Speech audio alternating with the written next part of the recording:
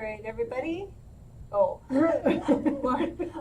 Lauren said she had a bunch of pages to do, and she said, but 5 are mostly done of those 9, so that's good. All right, just gonna make sure. Okay, all right, so we are recording, and we're just gonna have a fairly quick meeting. I whittled down our kudos pages, so there's only one from each of you who sent pages. I thought we moved through them a little more quickly. I don't have anything real big today. We don't have a tutorial, so so my reminders for today are if you have a column that you're running on a page, it should always have either a byline or a column sig. Generally a column sig, but you know, once in a while a paper will run a column that they don't have a photo for. So if it doesn't have either of those, send a message to the editors and make sure, you know, like, hey, this, do you want a sig with this? Do you want a byline on it? It should raise a red flag for you if there's neither of those with the byline. I know Jessica, that's the other thing. Jessica, our newest designer, is with us. Jessica, give a wave to the team.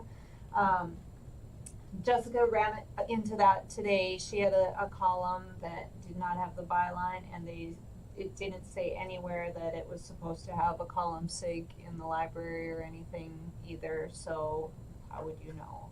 Except that it was hints from Heloise, and I happen to know that we've got a sig for that. So if you're getting something like that, make sure it raises a red flag. Another thing, this was something from one of the editors in Duluth had mentioned, and she completely recognized that it was her own error, but she had several photos for a photo package. The first and second photos were very similar, and she said, you know, it absolutely was her mistake. She should have swapped that second one out. But she asked, you know, if you see something like that, just say, hey, are you sure that you want these? These are really, really close to the same image here. Are you sure that you want both of them on your cover? You know, maybe sometimes they would push that back so that they could use it on a jump page just because they've got a lot of space or something like that, but they probably wouldn't want that as both their most dominant photo and their secondary photo. So again, you know, she completely acknowledged that it was her own mistake, but she said, you know, if a designer sees that I messed something up like that, you know, I would love it if they would say, hey, are you sure that that's really what you want? So feel free to push back on some of those things and just confirm with the editors. I'm sure those of you who have been following the Design Hub social media pages like the Facebook and Instagram and Twitter sites have seen that Joe has been posting a lot of pages again, and we're probably in the next couple of months, it sounds like we'll probably switch to kind of an IMOP page or social media account with all of these things so that we can kind of feature really great daily newspaper pages, weekly newspaper pages, magazines or special sections, ads that the creative department is doing, both for, you know, down the road, you know, hoping to sell our services outside of the Forum Communications Company someday, but also for prospective job candidates as well. When we can point them to our Facebook page or our Instagram account and say, this is the kind of work that we do, you know, then they would have a good idea of what we're doing with our talents and stuff, for the types of things that people are going to get to do. And like we've talked about before too, it's a way for, that we're going to try to encourage editors and publishers to be looking at our work and say, you know, hey, we can do special things, you know, if you give us the time and the content and things to work with, you know, we could do some special things, because I still don't think that they have a good idea of the talents of our group. Another thing that I want to do in the next few months is start gathering portfolios of everyone's work, you know, the really great things that you guys can do, so that we can kind of, I just keep even thinking of making some sort of like pamphlet or booklet or something that editors could look through and say, hey, you know, on page 43, somebody did this, you know, illustration. We've got a story coming up that I think something similar would really lend itself to. Could you have somebody do something like that for us? You know, because I know that we've got great artists in our group. You know, we've got people who do really good graphics, really meaty infographics. We've got, you know, people who do phenomenal photo illustrations, photo cutouts and things, and that they work with on their pages. And so, and I just don't think that we've gotten that message out to all of the editors yet, of the things that you guys can do for this company and for their papers. And so, so with that in mind, I'm going to make it more of a demand that everybody send a page every week for kudos, so that we can start building up those portfolios. Also, just so that we can see something that you guys are doing every week. You know, it's just a good way for us to keep tabs. It's hard for we managers. I certainly don't take enough time to look at you guys' work every week. It's tough to go through the 23 or the 31 papers that we're designing, you know, and that's just newspapers, not our not special sections, that's not every day of the week for the dailies. So so I just have not found a way to make time to look through so I can see you guys' work. So this would be a good way for me and the other managers to actually be seeing every week, you know, your progress, what you're doing, what you're proud of.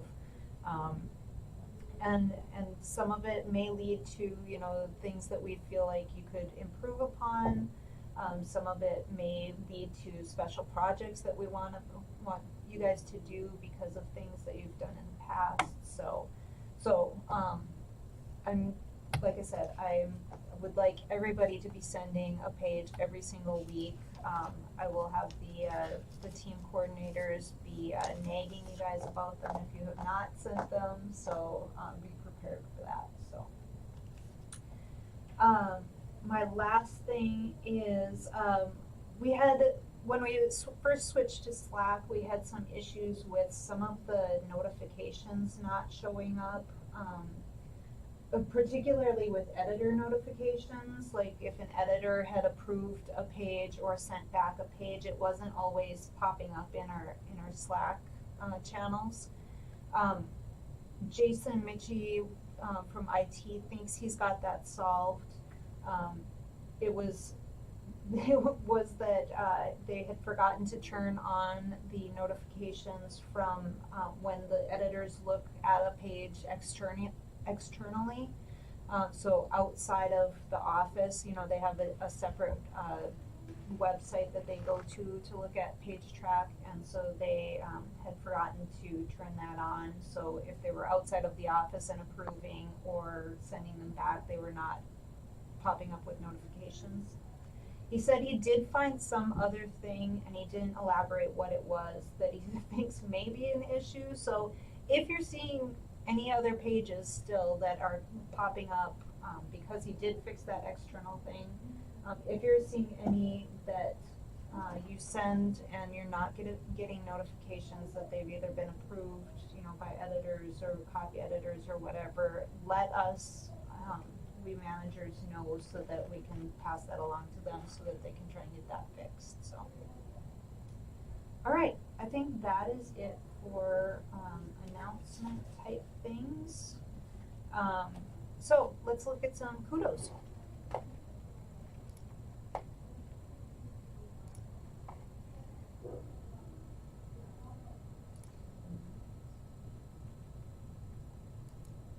on.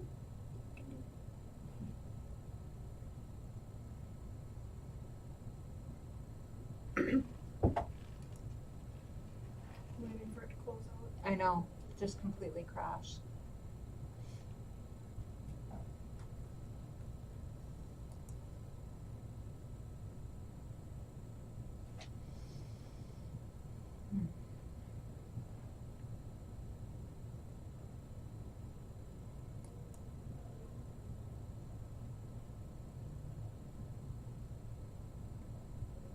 All right, folks, my Chrome is not working. I'm going to close out of Chrome and then rejoin our Hangout. So just give me a moment while I try and get back in here.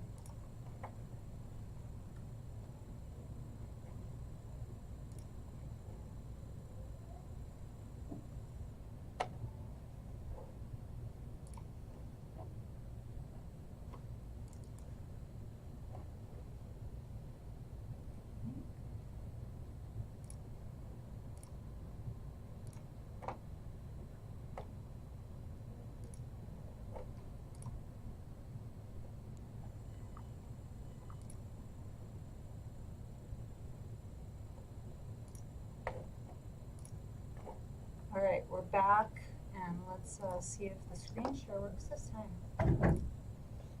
All right. So we've got some pages here. I'll just work backwards here.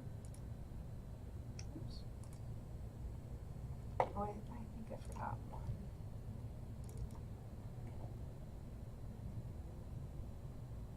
All right, so we'll start with Wayne here. This is a page that Wayne did for the forum, and one on Garrison Keillor. This is one of the life covers, and just thought it was a nice, you know, for using a file photo, just doing that simple fade and boxing in a portion of the image that worked quite well. Excuse me. And then it's our typical tidbits here, items that are coming up for the weekend in the forum paper there too. So nice page, again, nicely done with using an old file photo for the main image. I think it works well, so nicely done, Wayne. Here is one that Sarah did for the forum, and and this was just a really nicely done image, or whole page tying all together.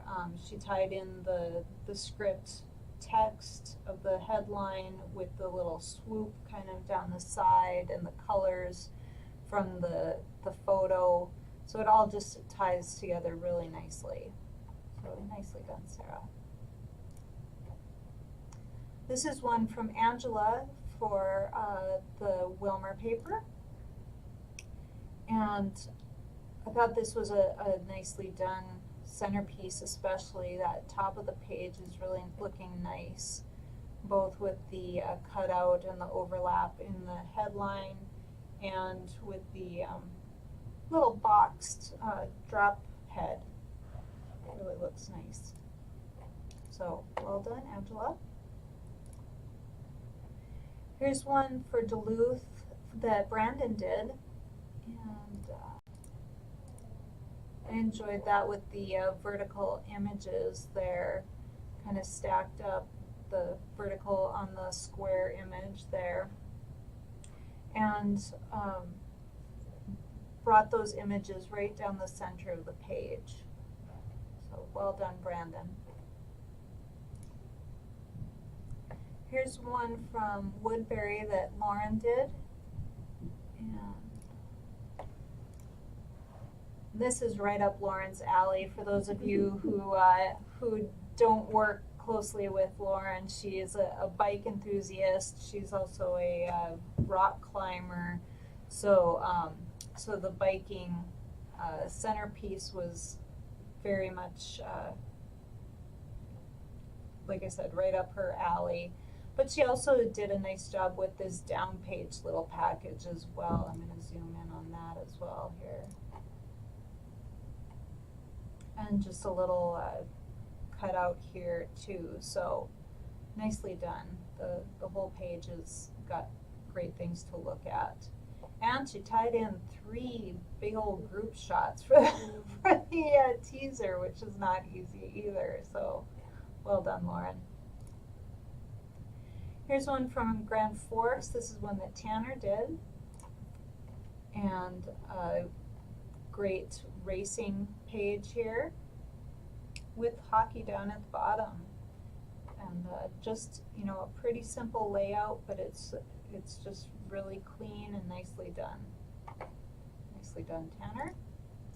Here's one from Brainerd. This is one of Bob's for their Athlete of the Week, and nicely cut out right over the team name there at the top. Nice work, Bob. Here's one for Duluth from Angie. And this is a really effective page. You know, we've got a photo that draws you in right up at the top. You've got your headline above the fold, and then, you know, both your main story and the sidebar that's boxed in a shaded box. And so that really just works quite well. Nicely done, Angie. Here's one from Cindy for the forum, and one of the gardening column stories that get run in a lot of our papers throughout the company. And cabbage, yeah, the local students win scholarships for growing the best cabbage, apparently. So fun photos, just submitted photos, it looks like, but nice treatment of them. So well done, Cindy. And our last one is a Duluth page from Dave Nevenin, who noted that it is not a sports page. Dave generally focuses on sports, so but he's been doing a lot more news pages recently, and I thought this was a nice treatment, fun treatment of the word rise, the apartment complex being built there. So well done, Dave.